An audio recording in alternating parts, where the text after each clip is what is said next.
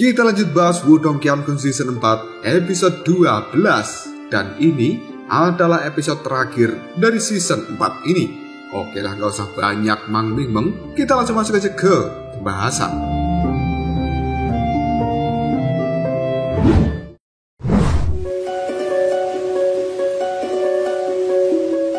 Dalam episode 11 sebelumnya, turnamen Clan Lin telah resmi dimulai. Lin Hong kalah dari Lin Feng, dan selanjutnya Lin Feng melawan Jin Tan.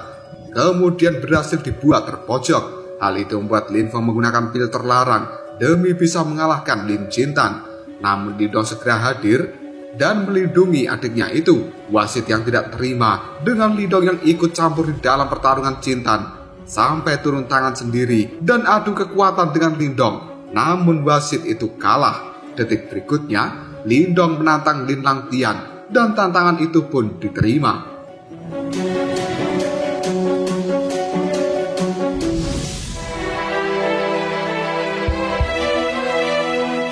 Pertarungan Lin Dong dan juga Li Langtian pun dimulai. Berbagai serangan yang dilancarkan Lin Dong hanya ditanggapi dengan santai oleh Li Langtian. Namun ketika Li Langtian memberikan serangan balik, Lin Dong hanya bisa kabur-kaburan untuk menghindari serangan tersebut. Dan ketika mendapatkan kesempatan, Li Dong kembali bergerak. Dirinya pun memberikan serangan secepat kilat yang kali ini berhasil menghancurkan simbol naga yang berada di jubah Li Langtian.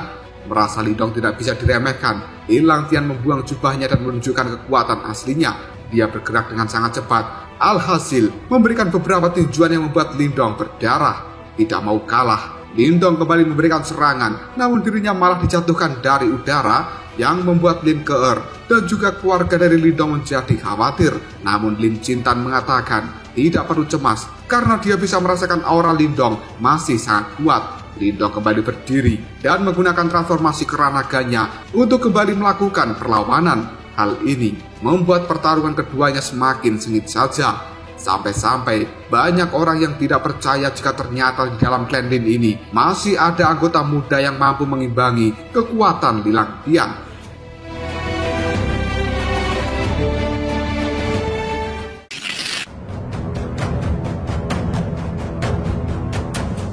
Keduanya adalah musuh bebuyutan yang tidak mau menyerah. Pada akhirnya, Li Langtian menunjukkan seni bela diri manifestasi milik Clan Lin ini. Lin Keer merasa bahwa Li Langtian tidak main-main dan akan membunuh Lin Dong. Serangan Li Langtian itu pun dilawan Lin Dong menggunakan tubuh guntur, teknik bayangan, dan juga formasi penghancur yang terbukti mampu meledakkan seni bela diri manifestasi milik Li Langtian. Sekaligus membuat Li Langtian tidak percaya bahwa Li Dong mampu melakukan hal ini. Li Dong kemudian menggunakan kekuatan mentalnya dan menghimpit tubuh Li Langtian menggunakan pecahan batu arena pertarungan. Tetua Linmu tidak menyangka Lin Dong akan membuat Li Langtian tidak berkutik. Detik berikutnya, Li Langtian berhasil keluar dan Li Dong melesat secepat kilat untuk memberikan serangan. Ketika Li Dong sudah dekat dengan Li Langtian, orang itu menggunakan seni bela diri manifestasi yang dia dapatkan dari klan kuno. Hal itu membuat Li Dong menghindar yang kemudian mengeluarkan jari pemenjara surgawi level 3-nya. Kedua seni bela diri itu pun pada akhirnya saling bertabrakan di udara. Merasa tidak mau kalah dari Li Dong, Li Langtian mengeluarkan aura hitam dari tubuhnya untuk memperkuat seni bela diri yang dia keluarkan. Xiaodo di dalam tubuh Li Dong pun merasakan bahwa Li Langtian mendapatkan pasukan energi dari seseorang yang cukup misterius di dalam tubuhnya. Hal ini membuat Li Dong segera mengeluarkan kekuatan pelahap yang kemudian meningkatkan jari pemenjara surgawi menjadi level 4. Tidak mau kalah, Li Langtian dengan pasukan energi Master Samsudin pun menciptakan formasi untuk melawan jari pemenjara level 4 Lin Dong. Benturan dua kekuatan di udara sangat mengerikan sampai menimbulkan badai dan petir yang menghancurkan beberapa bangunan di tempat ini. Para tetua yang hadir pun terlihat cukup panik. Jika hal ini terus berlanjut maka sangat mengerikan. Namun di antara mereka tidak ada yang mampu menghentikan benturan kekuatan antara Lin Dong dan juga Li Langtian. Tidak lama kemudian ketua Lin Fan pun muncul dan menghancurkan dua benturan kekuatan itu. Dia juga menghentikan pertarungan antara Lin Dong dan juga Li Langtian. Ketua Linmu kemudian menyuruh Li Dong mendekat dan bertanya Li Dong dari cabang keluarga yang mana. Li Dong mengatakan bahwa dirinya berasal dari keluarga Lin kota Qingyang. Ketua Lin Fan cukup kagum meskipun Li Dong berasal dari keluarga cabang, namun masih mampu mengimbangi kekuatan Li Langtian dari keluarga utama. Dengan begitu, Ketua Lin Fan memutuskan bahwa turnamen Clan Lin kali ini pantas dimenangkan oleh Lindong. Lilang Tian hanya bisa menerima keputusan ini dengan berat hati. Dan sebelum pergi, dia mengatakan lain kali Lindong tidak akan seberuntung hari ini. Ketua Lin Fan pun mengumumkan pada semuanya bahwa kompetisi Clan Lin telah menghadirkan bakat baru yang luar biasa. Dan secara resmi, Lindong adalah pemenangnya. Dengan kemenangan ini, Lindong dan juga keluarganya mendapatkan hak kembali menjadi anggota dari keluarga utama.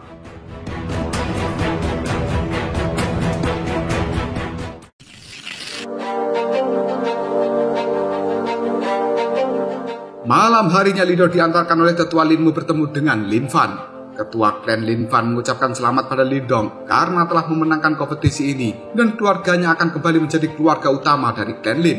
Lin Fan meminta pendapat Lindong soal pandangannya terhadap Clan Lin ini. Dan Lindong mengatakan dia cukup bangga dengan Clan Lin karena termasuk 4 klan besar di dalam kekaisaran dinastian. Namun Lin Fan sebenarnya tidak puas dengan Clan Lin. Meski di dalam dinasti ini sendiri termasuk 4 klan besar, namun di luar sana Clan Lin bukan apa-apa. Jika Clan Lin ini ingin maju dan juga terkenal di seluruh benua, maka harus berpartisipasi di dalam perang 100 kekaisaran. Ucapan Lin Fan itu membuat Lindong teringat dengan kata-kata Ling Qingsu di masa lalu yang menyebutkan tentang perang 100 kekaisaran. Lin Fan kembali mengatakan seluruh benua ini dibagi menjadi 4 wilayah Xuan, sementara dinasti Yan berada di wilayah Xuan Timur, dan tempat ini ibarat setetes air di lautan. Semua individu yang mengikuti perang 100 kaisaran adalah orang-orang jenius yang terpilih. Jika mereka berhasil memenangkan perang 100 kaisaran, maka akan dilirik oleh sekte super. Dan mereka adalah keberadaan yang sangat berkuasa di wilayah Xuan ini. Hanya dengan satu lambaian tangan sekte super sudah mampu melenyapkan sebuah dinasti dengan sangat mudah. Setiap beberapa tahun sekali sekte super akan menerima murid baru. Mereka akan memilih murid yang terbaik di antara yang terbaik. Jika salah satu orang berhasil menjadi murid dari sekte super, maka seluruh dinastinya, terutama klannya, akan mendapatkan perlindungan dari sekte super itu. Alasan kenapa Clan Lin bisa bertahan hingga detik ini adalah karena 200 tahun yang lalu, nenek moyang dari Clan Lin pernah menjadi anggota dari sekte super. Namun sekarang dia telah tewas. Dan semenjak itu, sudah tidak ada lagi generasi Clan Lin yang bisa lolos menjadi murid sekte super. Maka dari itu, tujuan Lindong diundang ke sini adalah karena Lin Fan ingin Lindong mencoba mengikuti perang 100 kekaisaran. Dengan lantang, Lindong pun menjawab dia bersedia mengikuti perang 100 kaisaran, karena memang itulah tujuan berlatih hingga menjadi kuat seperti saat ini.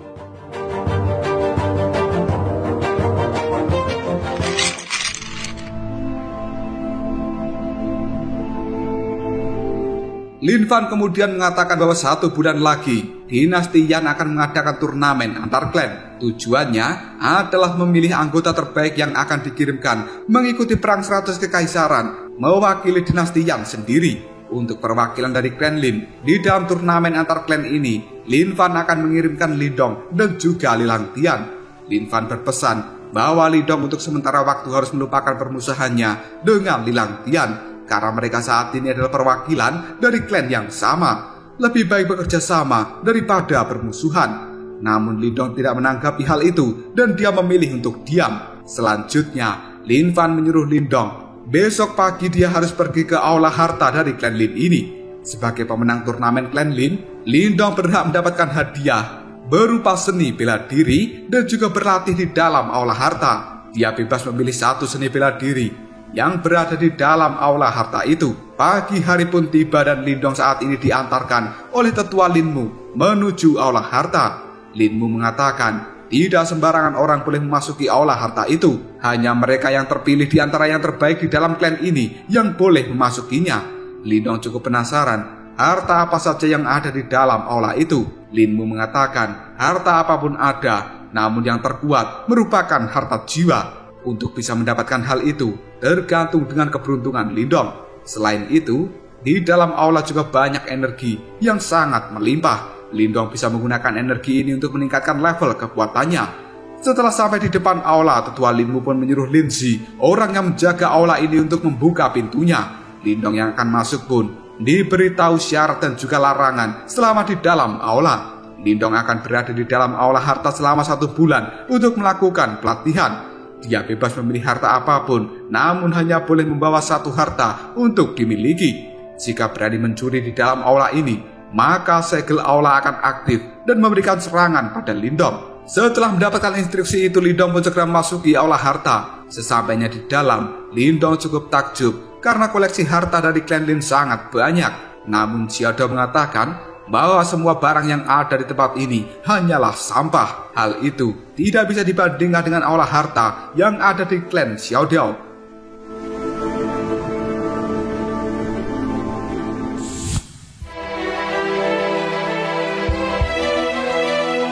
Malam harinya tetua Lin Xian menemui Lin Xi. Dia mengatakan ingin membantu Lin Xi untuk kembali menjadi anggota Dewan Tetua daripada harus menjadi penjaga aula harta. Hal ini membuat Lin Xi tertarik, namun dia harus melakukan sesuatu. Sementara Lindong di dalam aula harta masih bingung memilih harta yang mana. Namun tiba-tiba saja segel yang ada di dalam ruangan ini pun aktif dan memberikan serangan pada Lindong. Terpaksa, Lindong harus kabur-kaburan menghindari serangan segel itu. Xiaodo bertanya, apakah Lindong telah menyentuh sesuatu yang membuat segelnya aktif? Lindong pun mengatakan tidak, dan dia juga cukup bingung kenapa segel ini tiba-tiba aktif sendiri. Salah satu segel kembali menyerang Lindong dari arah belakang dan berhasil ditangkis sebelum mengenai dirinya. Namun semakin lama, segel yang muncul semakin banyak. Lindong yang tidak bisa berbuat apapun hanya bisa menghindar. Sementara Xiaodo menyuruh Lindong menemukan titik pusat dari segel ini yang kemudian menghancurkannya. Dengan begitu, segelnya akan menghilang. Yang ternyata, semua ini adalah ulah dari Lin Xi yang mengaktifkan segel untuk memberikan serangan pada Lindong atas perintah Lin Zhen. Lin Xi merasa kesulitan karena ternyata Lindong tidak mudah diatasi. Dengan kekuatan mentalnya, Lindong memindai tempat ini dan berhasil menemukan titik pusat dari segel itu. Selanjutnya, dia mengeluarkan rehan boneka darah yang langsung melesat dengan cepat, menghancurkan titik segel di tempat ini. Pada akhirnya, kendali segel yang berada di ruangan Lin Xi pun meledak sampai membuatnya terlempar. Lin Zhen panik dan bertanya apa yang terjadi. Lin Xi mengatakan, titik segel yang berada di aula harta sudah hancur. Mulai saat ini, mereka yang berasal dari luar tidak akan bisa memberikan serangan ataupun melihat aktivitas apapun yang dilakukan Lindong di dalam aula harta itu.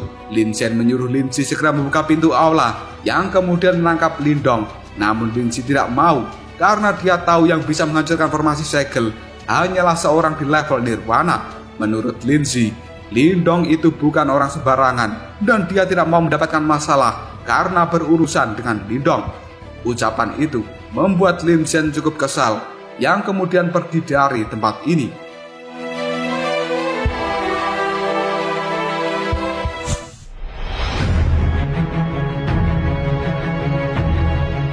Seluruh formasi segel di dalam ruangan ini telah menghilang. Lindong kemudian menarik kembali rehan boneka darah ke dalam tubuhnya. Dan Lindong merasa dia telah menemukan sesuatu yang cukup bagus ketika mengaktifkan kekuatan mental sebelumnya.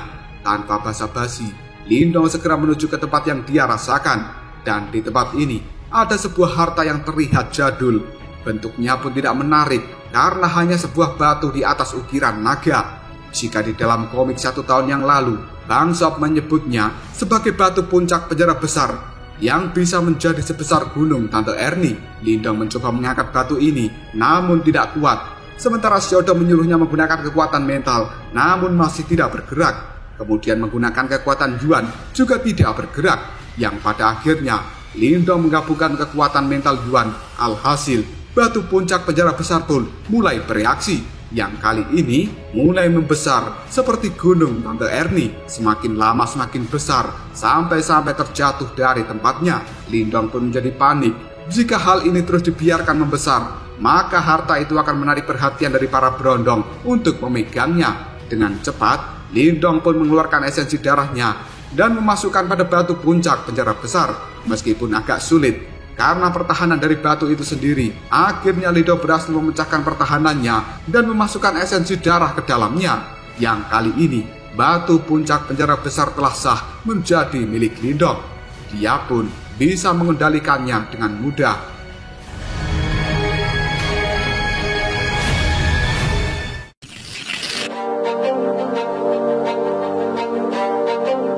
Karena Karena sudah mendapatkan harta terbaik dari klan Lin ini, selanjutnya Lindong akan fokus berkultivasi, meningkatkan level kekuatannya. Dia pun segera menyerap energi Yuan yang melimpah di dalam aula ini. Dan waktu pun terus berlalu. 1 bulan Lindong telah mengurung diri di dalam aula harta. Pada akhirnya, dia pun keluar juga dari tempat itu dengan tubuh yang penuh dengan energi.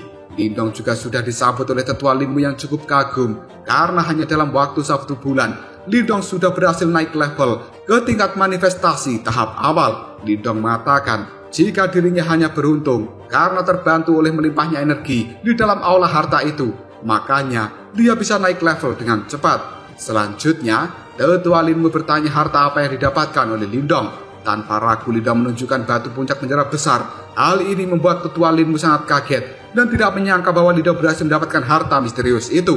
Selama ini, sudah banyak orang yang mengincarnya, namun tidak ada yang berhasil mendapatkannya, termasuk Lilang Tian. Karena urusan di tempat ini sudah selesai, tetua Linmu mengatakan Lindong harus mempersiapkan dirinya demi mengikuti turnamen antar klan, dan mereka akan berangkat beberapa hari lagi. Lindong mengiyakan hal itu, namun untuk saat ini dia akan kembali pulang dan berkumpul dengan keluarganya sebelum pergi menuju kota kekaisaran.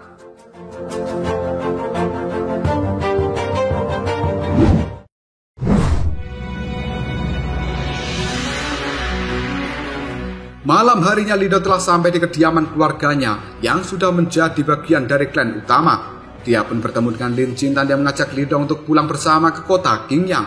Namun Lindong mengatakan dirinya tidak ingin kembali ke kota Qingyang karena harus mempersiapkan diri demi bisa mengikuti perang 100 kekaisaran. Lindong juga penasaran seberapa besar dunia ini. Dengan mengikuti perang 100 kekaisaran, dia memiliki potensi untuk melihat besarnya dunia. Jintan merasa tidak puas dengan kakaknya. Bukankah selama ini dia pergi dan berlatih dengan keras hanya karena ingin membuat keluarga Lin bisa kembali masuk ke klan utama? Ketika hal itu sudah tercapai, kenapa Lindong harus pergi lagi? Lindong dengan singkat menjawabnya, karena dia ingin menjadi orang yang kuat. Jintan saat ini merasa kakaknya sudah kuat dan lebih baik hidup nyaman serta tenang di kota Qingyang saja. Lindong tidak mau melakukan hal itu karena dia merasa belum kuat. Selain itu, juga masih harus memenuhi janji terhadap seseorang. Karena Lindong sudah memutuskan untuk pergi berkelana kembali, Jintan pun mengajukan diri untuk ikut bersama dengan Lindong. Namun Lindong menolaknya karena hal ini sangat berbahaya. Lebih baik Jintan di rumah saja bersama dengan ayah dan ibu. Ucapan Lindong itu membuat Jintan kesal. Dia merasa bahwa dirinya saat ini hanyalah beban untuk kakaknya. Dan tanpa basa-basi lagi, Jintan segera meninggalkan Lindong. Di sisi lain, Jintan dan juga Lindong sebenarnya sedang diawasi oleh pria berjubah hitam dari jarak yang cukup jauh. Pagi harinya, ketua Lin Fan akan mengantarkan Lilang Tian dan juga Lindong menuju kota kekaisaran. Dia berharap 2 perwakilan terbaik dari klan Lin ini bisa lolos turnamen antar klan yang kemudian mengikuti perang 100 kekaisaran. Sebelum pergi, Lindong pun melihat pada keluarganya, namun dia tidak menemukan Jintan. Ayah Lindong merasa bahwa Jintan masih marah dengan Lindong. Dan akhirnya, kapal pengantar Lindong dan juga Lilang Tian pun mulai lepas landas meninggalkan klan Lin. Sementara Jintan yang berada di atas bukit batu kali ini menyaksikan kepergian dari Lindong. Pria berjubah hitam pun muncul dan mengajak Jintan untuk segera berangkat. Dalam sekejap, dia pun membuat portal teleportasi dan Jintan memasuki portal itu lalu menghilang. Setelah lama melakukan perjalanan, pada akhirnya kapal dari klan Lin telah sampai di kota kekaisaran.